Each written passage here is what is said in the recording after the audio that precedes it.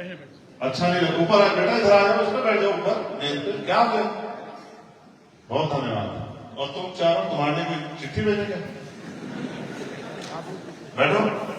ये मंच पे कोई नीचे बैठा ऊपर बैठा, वो बहुत सम्मान की बात है जो इस मंच पे है। आप में और उनमें फर्क है ना, तो उस सम्मान का कम से कम फायदा तो उठाओ। बैठिए,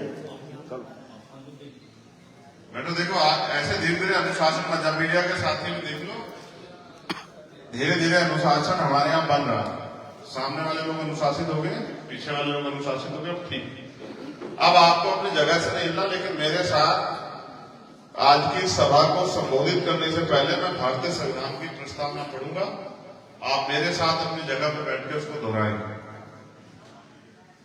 ये एक संकल्प है बाबा साहब अम्बेडकर की आजीवन जो उन्होंने संघर्ष किया, ज्योतिबा फुले साहू जी महाराज ने जो संघर्ष किया, उसके फल के स्वरूप में जो संविधान में मिला, उसकी प्रस्तावना को मैं पढ़ूंगा और उस संविधान को बचाने का, लोकतंत्र को बचाने का संकल्प हम लोग लेंगे।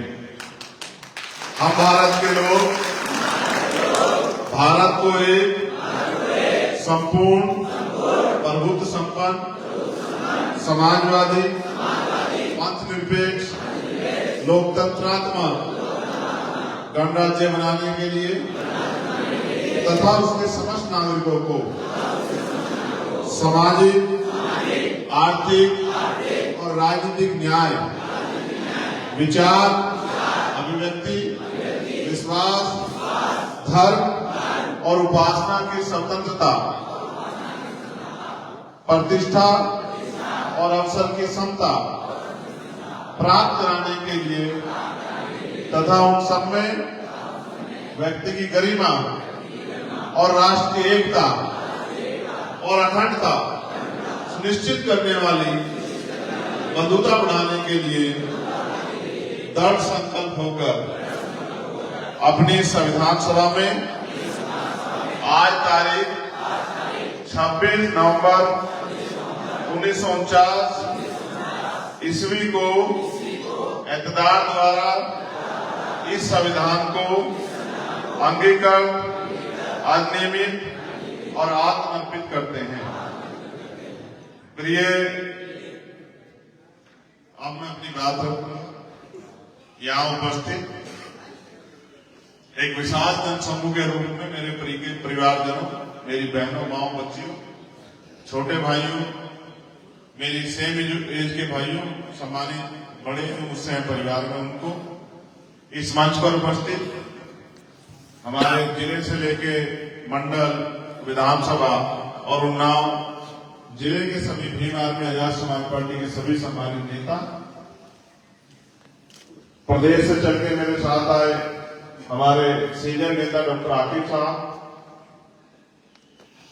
सौरभ किशोर जी, धीरेन्द्र कबीर जी, सैनेन्द्र वर्मा जी, राय साहब, सुदर्शन जी, अमित साहब, अनिकेत जी, आप तमाम नेताओं का भी, आपके साथ जो अन्य हमारे साथी हैं, हमारे अधिवक्ता सेल के भी हमारे सीनियर नेता बैठे, उनका भी मैं धन्यवाद करता हूँ। मीडिया बंधुओं का भी धन्यवाद करूंगा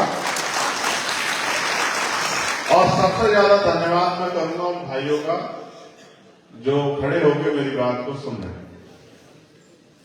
बस मेरा आग्रह है कि अगले 15, 20, 25 मिनट जब मैं आपको अपनी बात सुनाऊं, क्योंकि मेरे पास काम ज्यादा है, समय कम है, तब आप मेरी बात को गौर से सुने, क्योंकि जब तक आप सुनेंगे नहीं तब तक आप समझेंगे नहीं।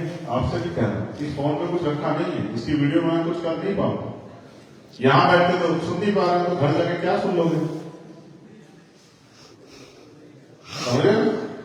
जब अध्यापक कक्षा में पढ़ाता है तो जो बच्चा इधर उधर देखता है, बाद में जब पेपर आता है ना, तो फिर वो इधर उधर देखता है, क्योंकि जब मास्टर पढ़ा रहा होता है तब तो वो अपने आप को जो है स्वामी विवेकानंद समझता है कि भाई तू तो बिना पढ़े सब कुछ जान जाएगा।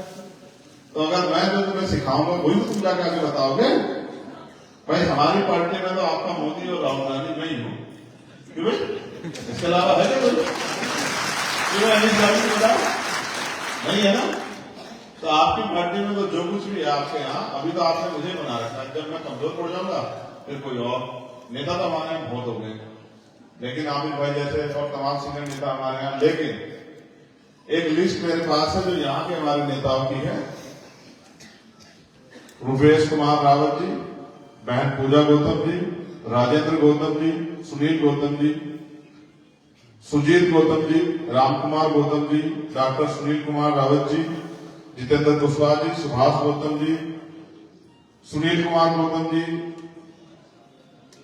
शशीन्द्र कुमार गौतम जी, यतीन्द्र चौधरी जी, चांद आलम जी, राज गौतम जी, अजीत गौतम जी, मोनू रावत जी, प्रधान अब्दुल कादिर जी, प्रेम रावत जी डॉक्टर साहब, और हमारे छोटे भाई और समय समय पे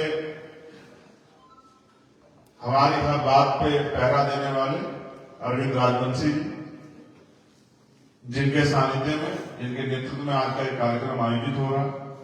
और मैं पुनः तुरंत धन्यवाद दूंगा आप सब लोगों का जो आप अपना कीमती समय निकाल के यहां आए। बहुजन समाज में जन्मे सभी संतों गुरुओं महापुरुषों को कोटि कोटि नमन करता हूं। नमन करने के पीछे मेरा एकमात्र उद्देश्य ये है कि उन सभी महापुरुषों ने अपना जीवन, अपनी सुख सुविधाएं त्यागे, त्याग, संघर्ष, बलिदान, समर्पण, अपने जीवन का सारा समय हमारे लिए निछावर किया, जिसकी वजह से आज हमें देश में हक, अधिकार, स्वाभिमान, सम्मान का जीवन मिला। मैं याद करता हूं महामानव तथा अद्भुत संत श्रोमणी सतगुरु रविदास जी महाराज, गुरु नानक देव, भगवान वाल्मीकि महाराज, गुरु कबीर, गुरु घासीदास, नारायणा गुरु, संत गाडगे जी महाराज, राष्ट्रपिता ज्योतिबा फूले, छत्रपति साहू जी महाराज, डॉक्टर बाबा साहब अम्बेडकर, ईवी पेरियार रामानायकर स्वामी, प्यारेलाल यादव, बाबू जगदेव प्रसाद कुशवाहा, जननायक कपूरी ठाकुर, महामना राम सुवर्मा, बाबू शिव दयाल चौरसिया, संतराम बी प्रजापति, कोतवाल धन सिंह गुर्जर, चौधरी चरण सिंह, चौधरी महाराज सिंह भारती, सब छोटू राम, मान्यवर दीना भरा वाल्मीकि और मान्यवर काशीराम साहब को नमन करता हूं।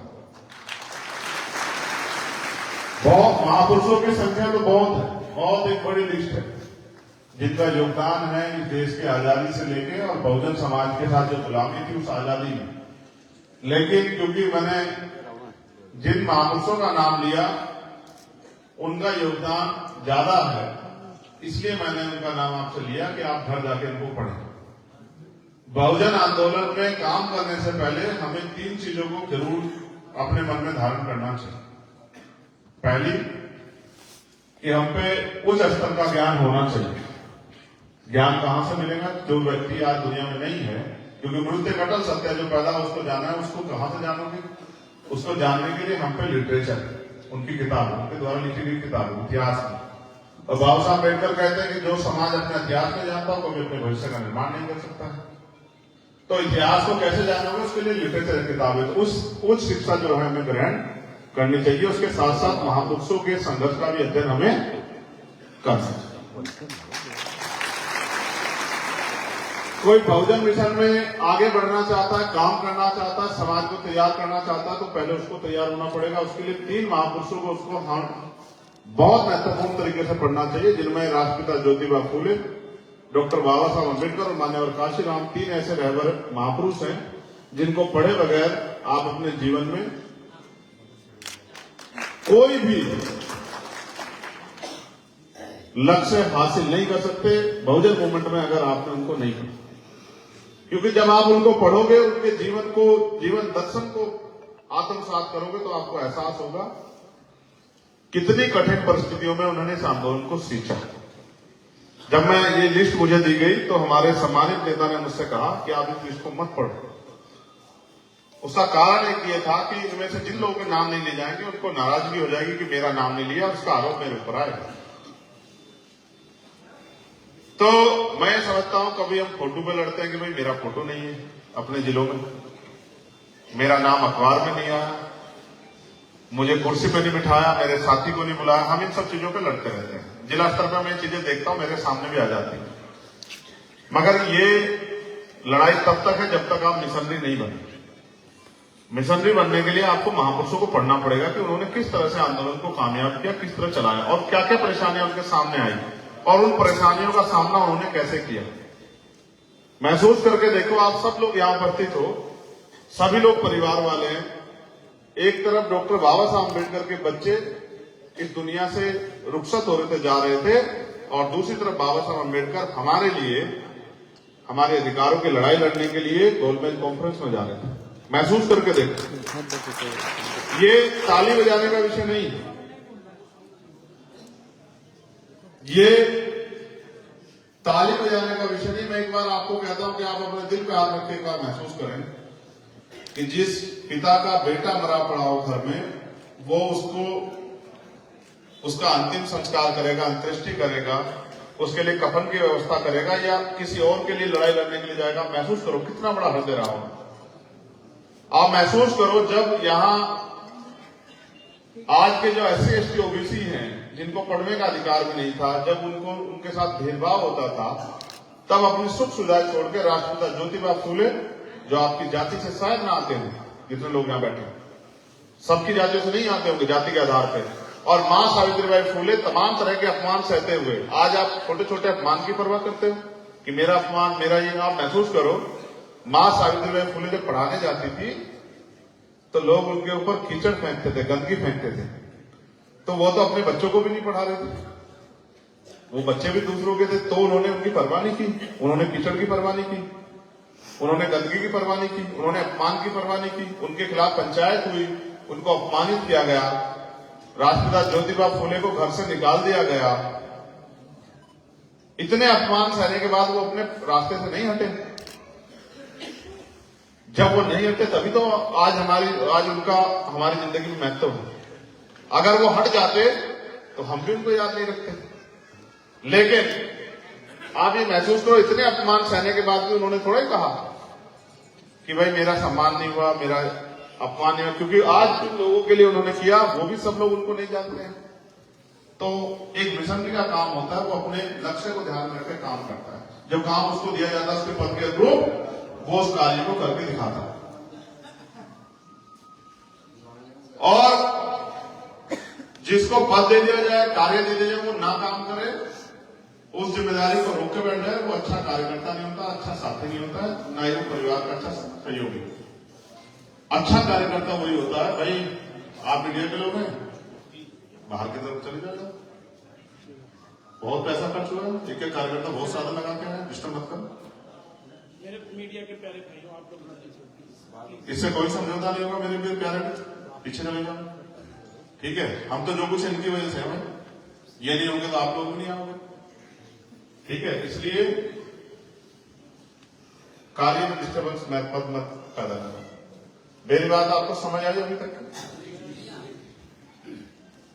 तो आज जो हालात है उसमें भी हम चर्चा करेंगे, लेकिन पहले चर्चा करेंगे कि आज हम कुर्सियों पर बैठे हैं और ये मंच सजा है, इसका अधिकार हमें कहां से मिले। 14 अगस्त 1947 को ये देश अंग्रेजों के अधीन था। बहुत सारे अधिकार सभी लोगों को नहीं थे। 15 अगस्त 1947 को हम लोग आजाद हुए, लेकिन 14 अगस्त को जिसकी जेब में 2 रुपए थे, 15 अगस्त को उसकी जेब में 100 रुपए नहीं थे। 14 अगस्त को जिसकी घर 1 गज जमीन नहीं थी, 15 अगस्त को उसको कई जगह जमीन नहीं मिली। 14 अगस्त को जो व्यापारी नहीं था, जिस पे व्यापार नहीं था, 15 अगस्त को व्यापारी नहीं। 14 अगस्त को जो अशिक्षित था, वो 15 अगस्त को अशिक्षित, वो शिक्षित नहीं हुआ।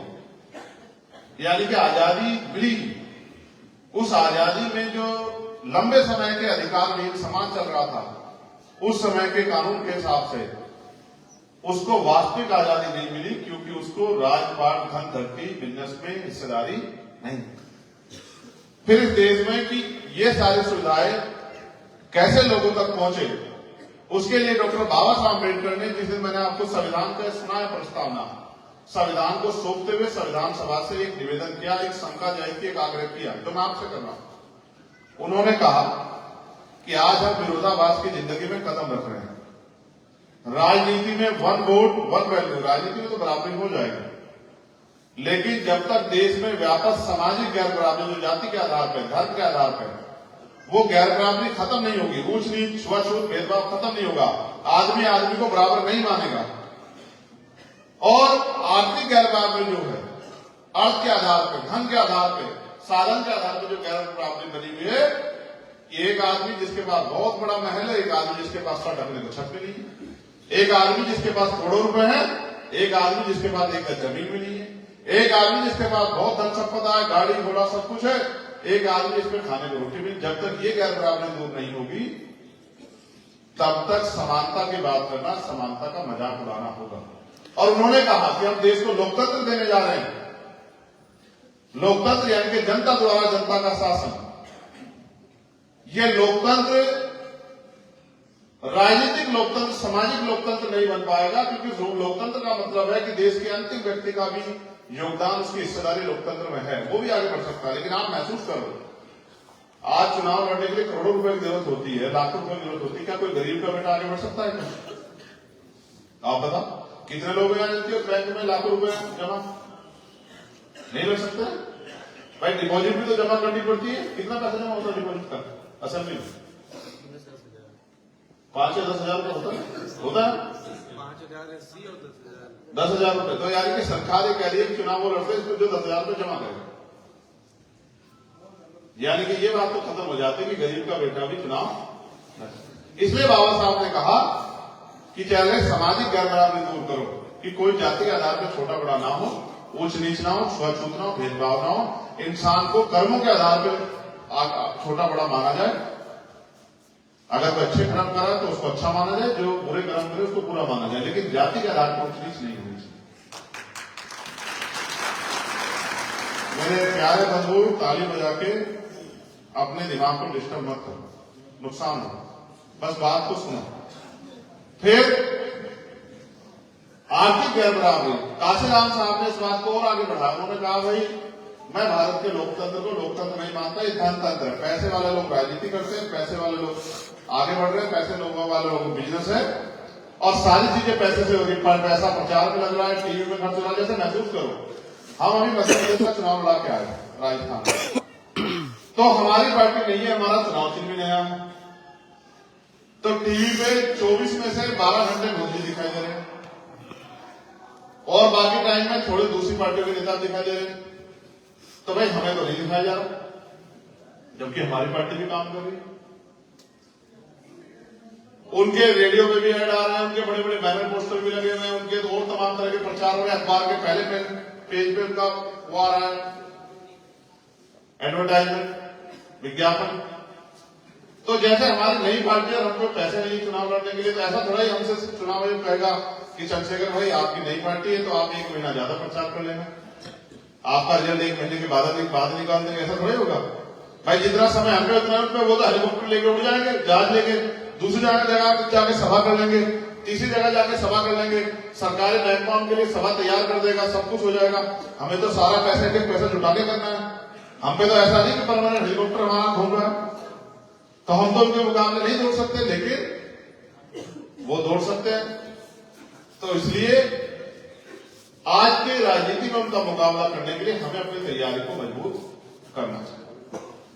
आप यहां वो लोग बैठे हैं जो तमाम तरह की मुसीबतों से पीड़ित है, अपने महापुरुषों के आंदोलन को कामयाब करना चाहते हैं, जिनके मन में ये पीड़ा है कि जो भी देश में गलत हो रहा है, जो भी गैर बराबरी देश में है, वो गैर बराबरी खत्म होनी चाहिए। और इसलिए आप यहाँ बड़े पैमाने पे इस सभा को, जिला स्तरीय सम्मेलन को सफल बनाने के लिए आए हैं। अब हम बात करेंगे आज के हालात को। ये बात मैंने आपको तब बताई जब लोकतांत्रिक व्यवस्था इस देश में हुई, लोकतंत्र आया। और लोकतंत्र क्यों आया, इस बात को भी समझ लो। लोकतंत्र इसलिए आया कि जो अधिकार और सुविधाएं, सुख सुविधाएं लोगों तक नहीं पहुंची, उसके लिए एक लोक लेखा समिति बने, प्रदेश स्तर पे, केंद्र के स्तर पे, राष्ट्रीय स्तर पे। और वो लोक लेखा समिति जो जनता द्वारा टैक्स का पैसा इकट्ठा होता है, उस पैसे को जनता को तक पहुंचाने का काम करे, जिससे हर आदमी को सुख सुविधाएं और स्वाभिमान सम्मान का जीवन मिल जाए। और उसमें आरक्षण का प्रावधान भी हो कि हर जाति वर्ग के लोगों को भी मौका मिल जाए, वो भी आ जाए। जिससे कि वो अपनी बात पार्लियामेंट में असेंबली में रख सके। फिर ये और बढ़ावा हुआ 1952 में, जब पंचायत राज आया। यही सरकारें छोटी होकर गांव में बनने लगी, गांव में प्रधान बनने लगा, नगर पालिका नगर पंचायत में चेयरमैन बनने लगे, पार्षद सभासद बनने लगे। उनका उद्देश्य ये था कि जो विकास का कार्य, जो सुख सुविधा लोगों तक नहीं पहुंच रही, वो कैसे लोगों तक पहुंचाया जाए, इसके लिए समितियां बन जाए। इस प्रस्ताव के साथ आया और बाबा साहब अम्बेडकर को विश्वास था कि जो हजारों साल की गुलामी, चाहे वो गरीबी के रूप में हो, चाहे वो छुआछूत के रूप में, चाहे बेबसी के रूप में हो, चाहे महिलाओं के साथ अन्याय के रूप में हो, चाहे किसानों की समस्या के रूप में हो, चाहे अच्छे मकान ना होने के कारण हो, चाहे अच्छे रोजगार ना होने के कारण हो, चाहे जमीन ना होने के कारण हो, ये सारी गैर बराबरी, ये सारे दुख हम लोग एक दिन में खत्म कर सकते हैं। क्योंकि लोकतंत्र का मतलब है जिनका वोट होगा उनका राज। आज हम पे वोट है लेकिन राज हमारा नहीं है। जिनका राज नहीं होता, काशीराम साहब कहते हैं, उनकी बहन बेटियों को अन्याय अत्याचार सहना पड़ता है, उनका अपमान होता है, उनके घर भी जलाए जाते हैं, उनकी जमीन भी लूटी जाती है, उनको बेइज्जत भी किया जाता है, उनके अधिकार भी छीने जाते हैं और वो कुछ कर भी नहीं पाते। जैसे आज की सरकार है, आप अपने अधिकारों के लिए सब बात रखने जाओगे तो सरकार के सामने पुलिस आपको 2-2 लाठी मार के एक मुकदमा आपके खिलाफ कर देगी।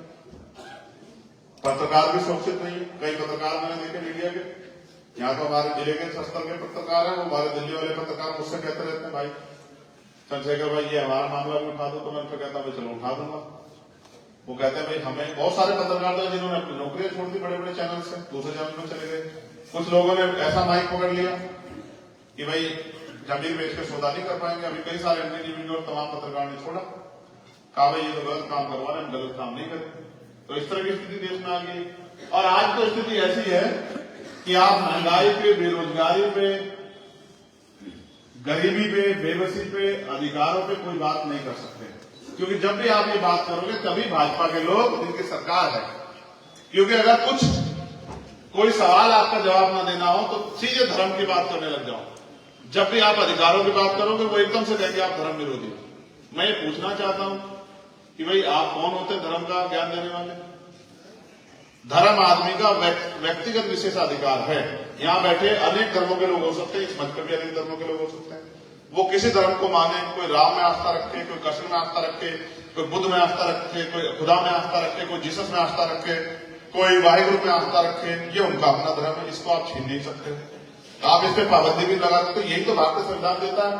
जैसे मैंने जो प्रस्तावना आपको पढ़ के सुनाई, अगर आपने उसको समझा हो, उसका एक एक शब्द जो है इस देश के हर व्यक्ति की सुरक्षा करता है और उसकी सुरक्षा सुनिश्चित करता है।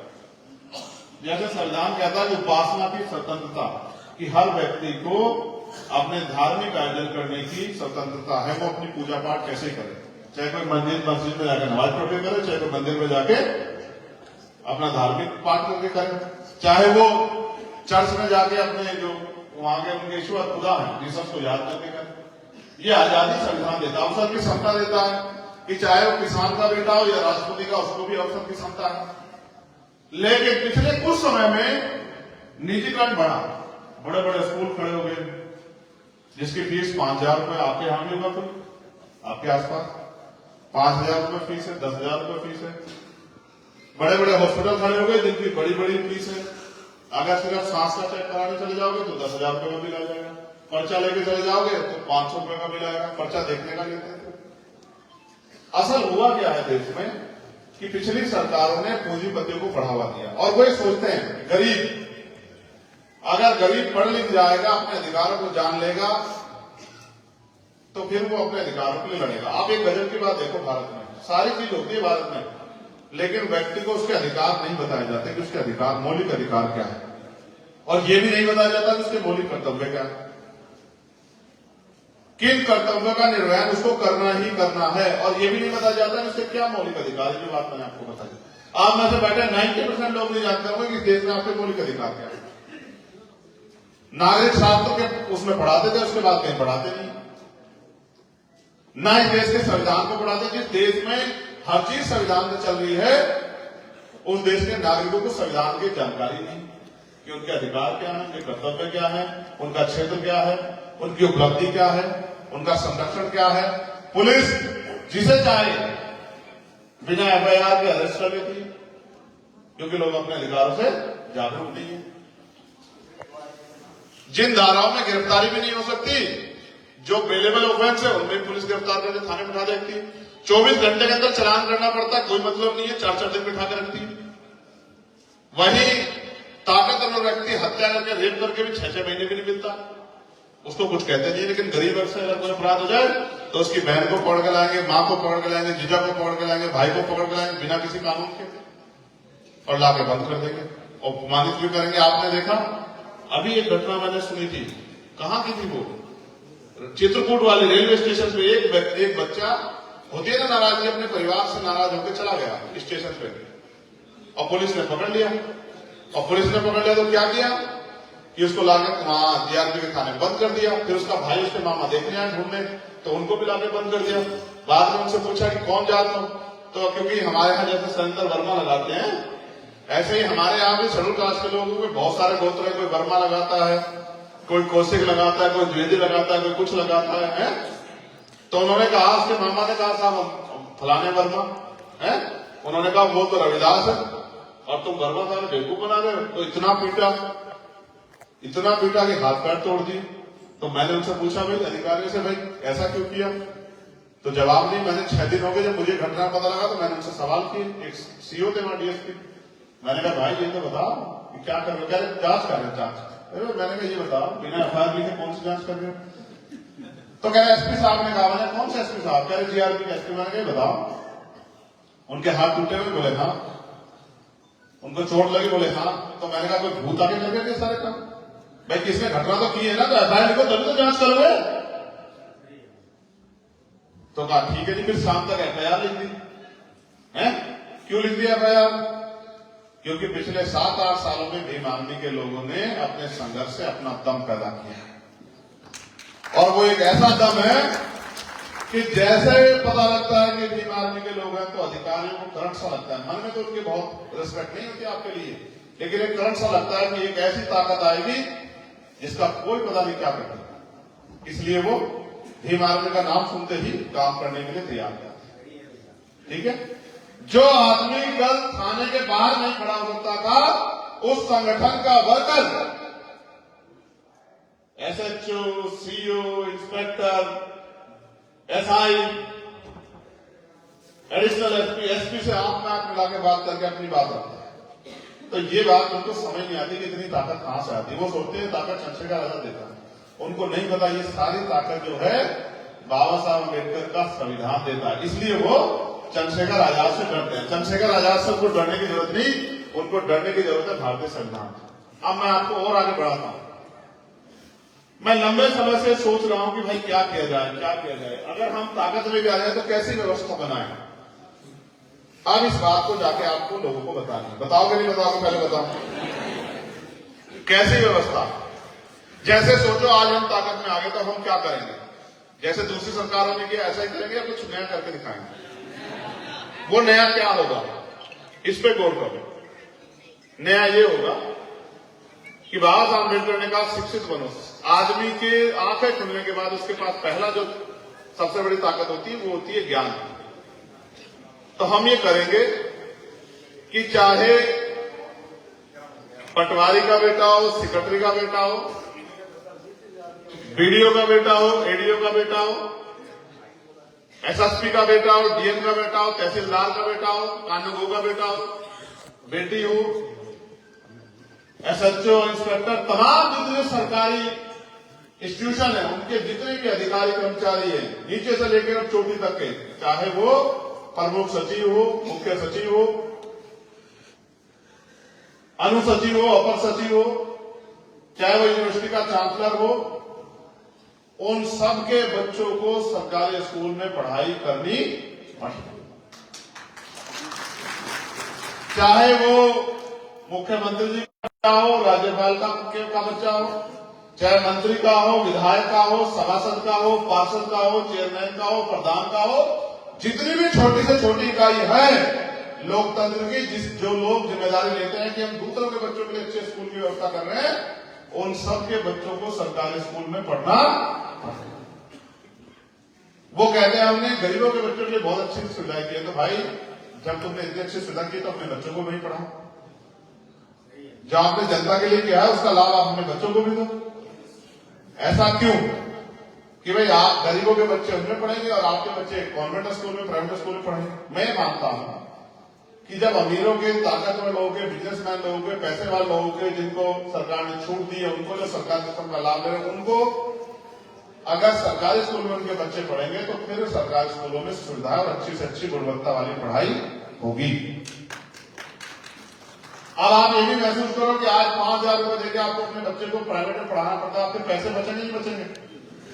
वही शिक्षा जब आपको सरकारी स्कूल में कम पैसे मिलेगी तो आपका फायदा होगा, नुकसान होगा? और जब जितने प्राइवेट स्कूल खुले, जितने टीचर से आप चेक करके देखो, आपके जिले में कम से कम होंगे 10 से 20 हजार टीचर। जब ये सारे सरकारी स्कूलों में चले जाएंगे तो सरकारी स्कूल की संख्या बढ़ेगी कम होगी? और टीचरों की संख्या, अध्यापकों की संख्या बढ़ेगी नहीं बढ़ेगी? क्लर्क से लेकर सारी नियुक्तियां, चपरासी तो सारी बढ़ेगी नहीं बढ़ेगी? तो सरकारी नौकरियां भी बढ़ेंगी। फिर ऐसे ही नेताजी से लेके और नेताजी विधायक अधिकारियों के जो बेटे हैं, बच्चे हैं, वो भी, उनको भी जैसे मुख्यमंत्री जी ने कहा कि अपने गोरखपुर में एम्स बनवा दिया और इलाज करवाने के लिए सब दिल्ली भाग जाते हैं, या प्राइवेट जो बड़े बड़े वहां कराते हैं। तो मेरा ही मत है, आजाद समाज पार्टी सोचती है कि चाहे प्रधान हो या प्रधानमंत्री, चाहे चपरासी हो, चाहे क्लास 1 का अफसर, उन सबके, उनके परिवार को भी, उनको भी अगर बीमारी हो जाती है तो उनको अगर इलाज की व्यवस्था हो तो वो सरकारी अस्पताल में होनी चाहिए। एक ही पलंग पर डीएम साहब लेटे हो, बीमार होने पर बराबर में किसान भी लेटा हो। तो जो डॉक्टर डीएम साहब के लिए अच्छी दवाई की व्यवस्था करेगा वो किसान के लिए भी अच्छी दवाई की व्यवस्था। जिधर विधायक भी लेटे हुए हो बीमार होने पे, इधर एक मजदूर भी लेटा हुआ है, तो उसको भी वही इलाज मिले जो विधायक जी को, जो मंत्री जी को, जो जिलाधिकारी को, जो एसएसपी को, जो कमिश्नर को मिले। ऐसे में सरकारी अस्पतालों में अच्छी सुविधाएं आएंगी, अच्छी दवाइयां आएंगी, टाइम पे इलाज होगा, डॉक्टर मौजूद रहेगा, और जो पैसा आपकी जेब काट के प्राइवेट सेक्टर में जाता है, जो प्राइवेट डॉक्टर में जाता है, वो सारा पैसा बच जाएगा और इलाज भी बेहतर से बेहतर होगा। क्योंकि अगर आपके बारे में अच्छा सोचते हो तो जिलाधिकारी अपने बारे में तो अच्छा सोचेगा, मंत्री जी अपने बारे में तो अच्छा सोचेंगे। समझ रहे हो? दवाई भी टाइम पे मिलेगी, सुख सुविधाएं भी होंगी, साफ सफाई भी होगी नहीं होगी? और अभी जो प्राइवेट हॉस्पिटल में आप चेक कराओ, आपके यहाँ पे कम से कम 20,000 लोग होंगे जो प्राइवेट हॉस्पिटल खोल के बैठे हैं, जो जिनका सिस्टम है प्राइवेट हॉस्पिटल। ऐसे ही प्राइवेट सरकारी हॉस्पिटलों की संख्या बढ़ेगी और लोगों को सरकारी नौकरी भी। प्रयास करेंगे कि चाहे कक्षा 1 से लेकर कितनी आदमी पढ़ाई करे, वो सारी पढ़ाई इतनी आसान होनी चाहिए, चाहे वो एमबीबीएस करे, चाहे वो इंजीनियर बने, चाहे वो डॉक्टर बने, चाहे वो क्लर्क बने, चाहे वो जज बने, चाहे वो लॉ करे, चाहे वो टेक्निकल, वो इतनी आसान होनी चाहिए कि वो गरीब से गरीब व्यक्ति भी उसका लाभ ले ले। अगर कोई किसी के पास खाने के लिए आटा भी ना हो, लेकिन पढ़ाई उसके लिए इतनी आसान हो कि वो अपने बच्चे को पढ़ा सके। तो अगर कोई बहन डॉक्टर बनना चाहे, इंजीनियर बनना चाहे, आईएएस बनना चाहे, आईपीएस बनना चाहे, वकील बनना चाहे, जज बनना चाहे, तो उसको कोई परेशानी का सामना न करना पड़े पढ़ते वक्त। ठीक है? एक पुलवामा का एक हमला हुआ, आपने सुना होगा पुलवामा का हमला, मीडिया के साथियों ने सुना। भारत में पहली एक ऐसी घटना है कि इतना बड़ा हमला हुआ, इतने हमारे सेना के जवानों की शहादत हुई, लेकिन आज तक उस घटना पे कोई एफआईआर दर्ज। इतना किलो आरडीएक्स कहां से आया? उस पूरी घटना के पीछे, षड्यंत्र के पीछे कौन? जो लोग झूठे राष्ट्रवाद की बात करते हैं उनको जवाब देना चाहिए कि इतने शहीदों की जान इस देश में मायने रखती है या नहीं रखती? अगर किसी का एक फोन चोरी हो जाए, एफआईआर होगी नहीं होगी बताओ? एक साइकिल मोटरसाइकिल चोरी हो जाए, एफआईआर होगी नहीं होगी बताओ? किसी को एक गज जमीन दबा ले तो मुकदमा दर्ज होगा नहीं होगा बताओ? इतने लोगों की, इतने साथियों की, इतने सेना के जवानों की, वीर जवानों की जान गई, लेकिन आज तक कोई जांच नहीं हुई। तो ऐसा क्या है कि भाई जांच नहीं करा रहे?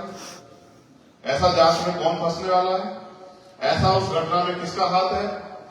इसलिए सेना का जो दुरुपयोग हो रहा है, चाहे वो अग्निवीर के रूप में या किसी भी रूप में, मेरा यह मानना है, गौर करना है बात पे, जब तक इन नेताओं के और अधिकारियों के बच्चे सेना में नहीं जाएंगे तब तक सेना का दुरुपयोग भी बंद नहीं होगा।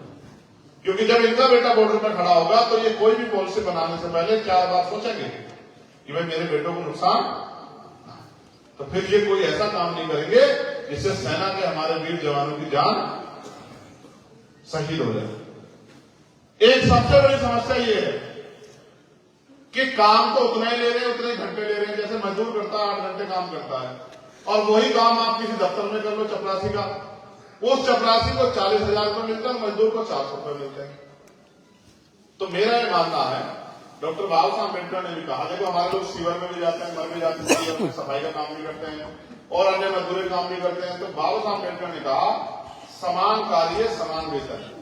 अगर आप किसी से भी, हमारी माए बहनें भी खेतों में काम करती हैं, कोल्हू में काम करती है, भट्टों में काम करती है, तमाम तरह की मुसीबतें सहती हैं, किसी के घर में काम करते हैं साफ सफाई का, तो समान कार्य समान वेतन। जितना वेतन उस काम के लिए दूसरे व्यक्ति को मिल रहा है इतना ही वेतन मजदूर को भी मिलना चाहिए। मिलना चाहिए, मिलना चाहिए, बताओ मिलना चाहिए, मिलना चाहिए। हाँ, और इस देश में जो सरकारी इंस्टीट्यूशन है उनमें 100% आरक्षण होना चाहिए। जिसकी जितनी संख्या भारी उसकी उतनी। मैं तो स्वर्ण जातियों का सबसे बड़ा समर्थक हूं कि उनकी जितनी आबादी है उनको उतनी, उनके साथ धोखा नहीं होना चाहिए। उनकी आबादी के हिसाब से उनको सरकारी नौकरी में व्यवस्था होनी चाहिए, होनी चाहिए, होनी चाहिए। हम तो मानवतावादी व्यक्ति हैं, हम कहते हैं 52% पिछड़े वर्ग के लोगों को 52% आरक्षण मिलना चाहिए, मिलना चाहिए, मिलना चाहिए। 25% शेड्यूल कास्ट शेड्यूल ट्राइब के लोगों को सरकारी नियुक्तियों नौकरियों में 25% हिस्सेदारी मिलनी चाहिए, मिलनी चाहिए, मिलनी चाहिए। और जो अन्य धार्मिक अल्पसंख्यक के जैसे मुसलमान है, मुसलमानों की आबादी कितनी है भाई? 18% मुस्लिमों को, क्योंकि वो भी टैक्स देते हैं देश में। इस बात को भी समझना, मैं समझाऊंगा पूरी, उनको भी 18% नौकरियों में आरक्षण मिलना। मैं आपको समझाता हूं, इस देश का जो बजट होता है वो कहां से आता है? इस देश का बजट आपसे और हमारे टैक्स से जाता है। कुछ टैक्स हम लोग स्टेट को देते हैं, वो स्टेट का बजट होता है। कुछ टैक्स जो है सेंटर को देते हैं, केंद्र को, वो टैक्स केंद्र का बजट होता है। उस पैसे को वो जनता के ऊपर खर्च करते हैं। ये तय वो करते हैं कि किस क्षेत्र के ऊपर, किस जाति के ऊपर, किस धर्म के ऊपर कितना पैसा खर्च करना है, ठीक है, जिनकी सरकार होती है। अब जब टैक्स आप हर आदमी से लेते हो तो उस हर व्यक्ति को आप सामाजिक न्याय के अनुरूप उतनी हिस्सेदारी तो दो। पाल को, प्रजापति को, कश्यप को, राजभर को, निषाद को, चौहान को, मुनिया को, चमार को, धोबी को, पासी को, कोरी को, खटीक को, जो भी जाति आपने जाति के आधार पर बना के लोगों को बांटने का काम किया, उन सब लोगों की हिस्सेदारी संख्या के आधार पर होनी। क्योंकि मेरा ये मानना है कि अगर इस मंच पे कोई मुसलमान नहीं है तो इस मंच से मुसलमानों के विषय में कोई बात नहीं, उनके हितों के लिए तो नहीं हो सकती। इस मंच में अगर कोई ईसाई नहीं है तो ईसाइयों के विषय में कोई बात इस मंच से नहीं हो सकती। अगर इस मंच में कोई सिख नहीं है तो सिखों के विषय में कोई बात नहीं हो सकती।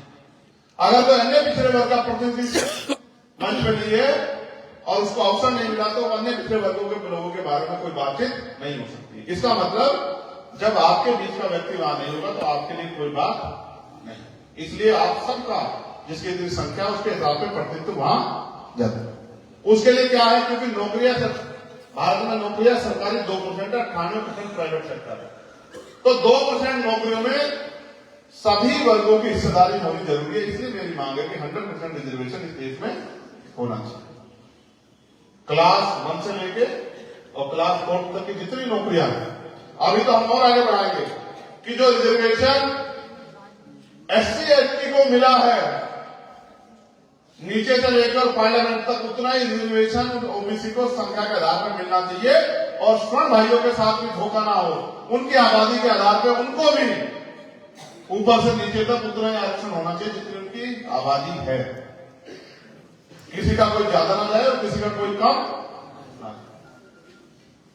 अब तो हम आने वाले समय में राज्यसभा जो हमारे पैसे से चलती है, विधान परिषद जो हमारे पैसे से चलती है, उनपे भी हम अपनी हिस्सेदारी की मांग करने वाले हैं। हम सुप्रीम कोर्ट से लेंगे और जितने सारी सरकारी संस्थान है सब में मांग करने वाले हैं कि आप हमें हिस्सेदारी दो, क्योंकि आजादी से जब देश आजाद हुआ 50 में 70 साल करीब, उससे पहले तो लंबे समय तक हमने अभाव में जिंदगी जी है और आपने हमारे लिए कोई ऐसा स्पेशल प्रोविजन नहीं किया सिवाय गाली देने के, अपमानित करने के। आज मुझे बड़े दुख के साथ कहना पड़ रहा है कि जो लोग पूरे 5 साल तक हमारे दुख दर्द नहीं जानते, वो चुनाव के समय हमसे बहुत बड़े मिलकर कहते हैं कि हिंदू एक हो जाओ, हिंदू एक हो जाओ, और चुनाव के बाद वही लोग हमारी जमीनों को छीनने का काम करते हैं, पीटने का काम करते हैं, अपमानित करने का काम करते हैं। और एक ऐसे धर्मगुरु मैं उनका बहुत सम्मान करता था, क्योंकि कुदरत ने उनके साथ नाइंसाफी की, उनको आंखें भी नहीं है। मैंने उनको सुना, देखिए वो धर्मगुरु है, धर्मगुरु का काम होता है समाज को सही शिक्षा देना। उन्होंने क्या कहा, एक दिन उन्होंने कहा कि SC ST OBC का आरक्षण खत्म कर देना चाहिए जाति के आधार पर। मैं पूछ रहा हूँ भाई आपको क्या जरूरत है, आप तो संत आदमी हो, आपका क्या छिल रहा है SC OBC कि भाई इनका आरक्षण खत्म कर दो? आपके पास जो पैसा इकट्ठा होता है आप उसमें से कोई पैसा देते हो क्या SC OBC को? लो भाई आप अपना घर चला लो। फिर उन्होंने कहा कि जो चारों वर्ण में राम को नहीं भजता वो चमार है, यानी कि वो कहने का मतलब उनका कि वो कह रहे हैं कि राम को भजने वाला उत्तम और चांद को भजने वाला नीच। अब उनसे कोई पूछे भाई तुम्हें किसने अधिकार दिया कि आप पूरे जो लोग अधर्मी है उनको चमार बता रहे हैं, चमार जाति के लोगों को नीच बता रहे हैं, आपको किसका अधिकार दिया? अभी परसों मुकदमा करूंगा जाके ना आंखें खुल जाएंगे। एक ज्ञान हमें भी हम भी देते हैं संविधान का ज्ञान, चिंता मत करो, अभी देखना बहुत जल्दी करेंगे आप रहना। हम किसी जाति के विरुद्ध नहीं, किसी धर्म के विरुद्ध नहीं। भारतीय संविधान का आर्टिकल 25-26 धार्मिक आजादी देता है, सब अपने धर्म को माने, लेकिन कोई किसी को नीचा दिखाने का काम करेगा ये तो गलत है। हम गुलाम भारत में थोड़ी है कि कोई हमें नीचा दिखाए और हम चुपचाप सहे। क्यों भाई? क्योंकि अन्याय करने वाले से अन्याय सहने वाला ज्यादा दोषी होता है। समझते। और देखो ये कहा गया है, मैं बार बार मंचों पर कहता आज भी कह रहा हूं कि जो कुछ करता है ईश्वर करता है, ये कहा गया है भारत में। तो अगर उनको आंखें नहीं है तो ये भी ईश्वर ने उनके पुराने जन्मों के पाप के अनुसार ही किया।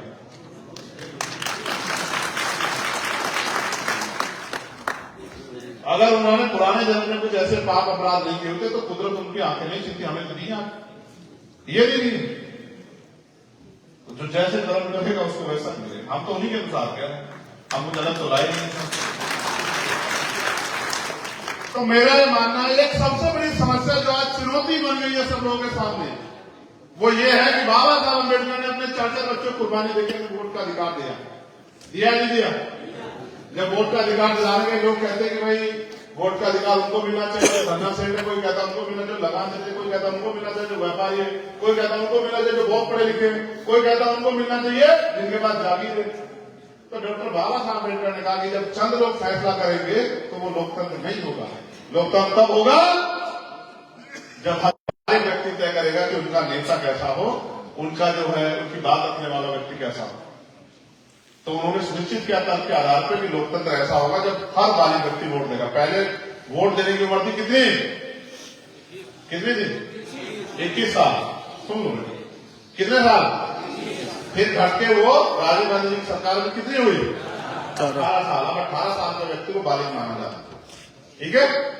21 साल का व्यक्ति देश में IPS IAS बन जाता है, 22 साल का, 21 साल का, और वो जिला चलाने के योग्य हो जाता है।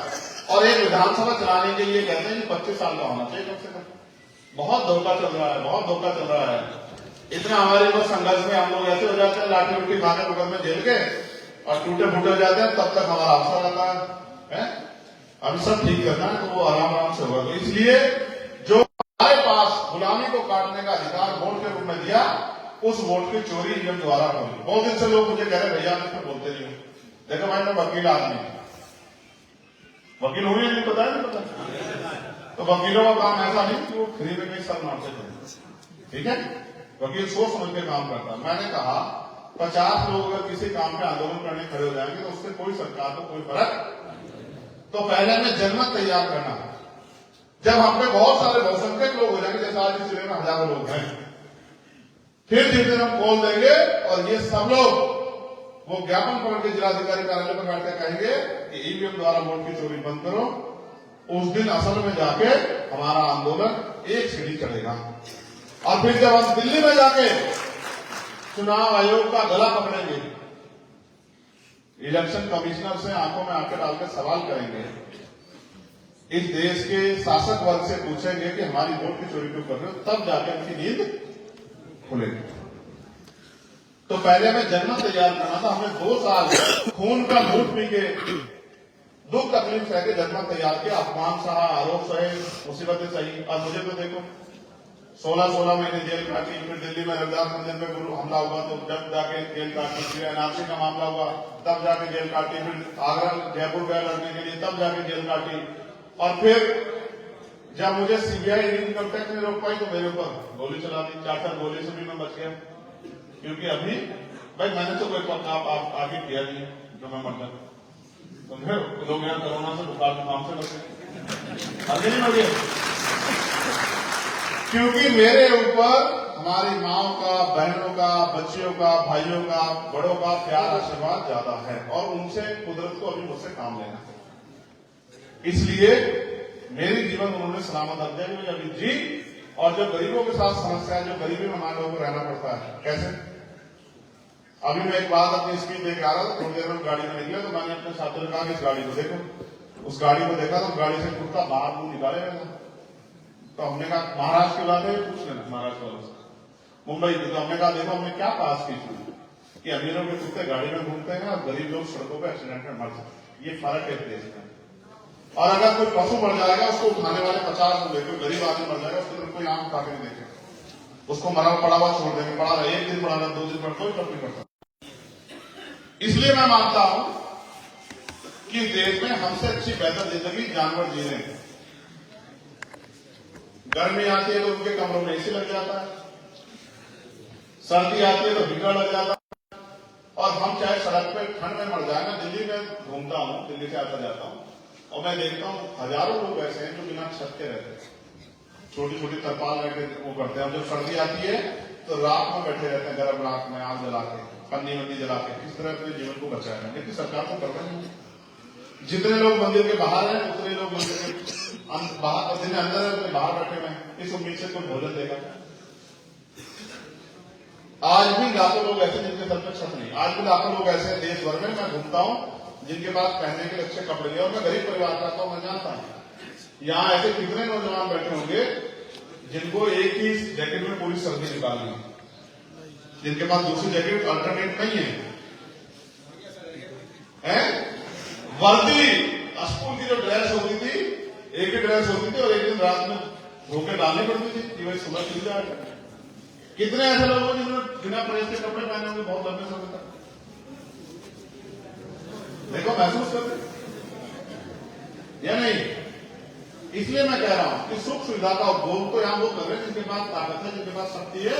और भारत के लोकतंत्र में शक्ति है, कहा गया डॉक्टर आम्बेडकर द्वारा, राजनीतिक सत्ता इधर पॉलिटिकल पावर का मास्टर की। राजनीतिक सत्ता वो चाबी जो आपकी सारी परेशानी हल कर सकती है। आप एक बार ये चाबी मुझे दे दो और फिर देखो, आपने सारी समस्या लिखे रख दो यहाँ डब्बे में, और ये चाबी मुझे दे दो। अगर 6 महीने में आपकी सारी समस्या खत्म न कर दी तो फिर मुझसे पूछ लेना सवाल। आपने सबको मौका देकर देख लिया,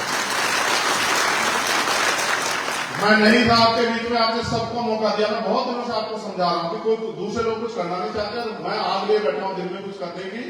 मेरे सामने बड़ी मुसीबतें खड़ी की हुई है। अगर आप इस काम को मेरे साथ जिम्मेदार करना शुरू कर दो, जितने लोग यहाँ बैठे, अगर वो अपने गांव में, अपने कस्बों में, अपने शहर में, बहुजन समाज के लोगों में, कमजोर वर्गों के लोगों में, संविधान को मानने लोगों में मेरी बात को लेकर चले जाएं कि अपने बच्चों के लिए, आने वाली पीढ़ियों के लिए, इस प्रदेश के लिए, गरीबी खत्म करने के लिए, बेरोजगारी खत्म करने के लिए, महंगाई खत्म करने के लिए और जातिवाद भाईचारा पैदा करने के लिए, अगर वो आजाद समाज पार्टी को मदद करें, वोट की ताकत दे, तो अगले 6 महीने में समस्या दूर हो जाए।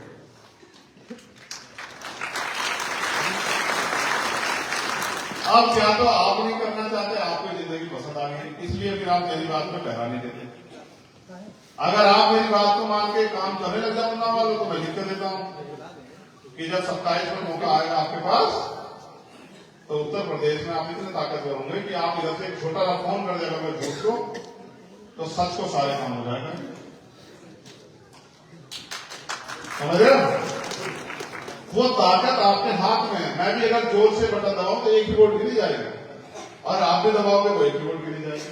इसलिए मैं अपने नौजवान भाइयों से कहूंगा जिनका बहुत इंटरेस्ट था मेरी सुरक्षा में, जिनका इंटरेस्ट था मेरी जीवन रक्षा में, जिनका इंटरेस्ट था फोन निकाल के बैठने में, मैं उन सबसे कहना चाहता हूँ जो मोटरसाइकिल पे बिना हेलमेट के दौड़ रहे हैं, जो नारे लगा रहे हैं, जो अपना भूखा पेट रख के दिन रात दौड़ रहे हैं, उन सबसे कहना चाहता हूँ अगर प्रयास गलत रास्ते में किया जाए तो नुकसान होगा। जैसे रास्ता तो ये है जाने का, और मैं जाऊं इधर से तो मेरा सर ही फूटेगा ना। तो सर फुड़वाना है या ताकत पैदा करनी है? ताकत पैदा करनी है तो फिर मन में एक सपना पैदा करो, जो अच्छी पढ़ाई कर रहे हो अच्छी पढ़ाई करो, और जो पढ़ लिख के बेरोजगार घूम रहे हो मेरा साथ दो और गांव गांव जाके लोगों को तैयार करने में मदद कराओ। क्योंकि आपका प्रचार तो ना तो कोई बहुत बड़ा मीडिया करेगा, ना अखबारों में आएगा, ना टीवी चैनल पे चलेगा, ना ही कोई बहुत प्रचार के साधन होंगे। आपको तो अपने छोटे छोटे साधनों से प्रचार करना, कोई साइकिल से, कोई मोटरसाइकिल से, कोई गाड़ी से। जब हमारे महापुरुषों ने आंदोलन चलाया तो गाड़ियां भी नहीं थी, अब तो हम पे गाड़ियां। आज आपने मेरे स्वागत में 40,000 गाड़ियां लगाई, तो यानी कि इसका मतलब कुछ स्थिति तो बदली है। तो आंदोलन तो कमजोर हो गया। ऐसा होता है जब आदमी का पेट भर जाता है तो उसका काम करने का मन वो लापरवाह हो जाता है। हमारे साथ ऐसा ही हुआ, जब हमें अवसर मिले, अधिकार मिले, तो हमारा कुछ लोगों का पेट भर, जिसका पेट भर गया वो घर में पड़ के सो गए, गरीब बेचारा सड़क पर लड़का। इसलिए मैं मानता हूं कि आपको अपनी बहुत मजबूत से लड़नी पड़ेगी। आप छुआछूत से मुक्ति चाहते हैं, जाति के आधार पर जो भेदभाव को खत्म करना चाहते हैं, आप ऊंच नीच को खत्म करना चाहते हैं, आप अपनी गरीबी, बेबसी, लाचारी को खत्म करना चाहते हैं, आप बेरोजगारी पर लगाम कसना चाहते हैं, आप अपने बच्चों के लिए रोजगार चाहते हैं, आप अच्छे अस्पताल, अच्छे स्कूल चाहते हैं। और ये छोटा सा काम है, इसके लिए कुछ भी नहीं करना। पहले राजतंत्र में तलवार चलती थी, जब राज बदलते जाता, बंदूक चलती थी, तोप चलती थी, कोई घोड़े में बैठ के लड़ता था, कोई जमीन में बैठ के लड़ता था, कोई ऊंट पे बैठ के लड़ता था, हजारों हजार लोग राज चलता था, तब भी लोग लड़ते थे। आज तो कुछ भी नहीं करना है, बटन दबाना है, सही बटन दबाओ तो राज आपके हाथ में। जिनकी संख्या ज्यादा होगी वो जीत जाएंगे। अब आप इस काम को भी नहीं कर पा रहे तो आप कितने अच्छे हो गए। देखो, प्रचार प्रसार नींव है। एक तो अपने अंदर व्यवहारिकता पैदा करो। क्या पैदा करो? व्यवहारिकता। कैसी व्यवहारिकता? किसी से भी कोई कटु शब्द मत कहो। कैसे शब्द? कटु शब्द जो उसको बुरे लग सकते। अगर आप मित्र नहीं बना सकते तो दुश्मन पैदा। किसी को भी, किसी के धर्म को, किसी की जाति को बुरा, आप अच्छे हो तो अपने बारे में बताओ। जैसे जो बुद्ध को मानते हैं, जो रैदास को मानते हैं, वो अपने बारे में बताएं कि बुद्ध ने पंचशील दिया है, और जो पंचशील का पालन करेगा उसको दुनिया में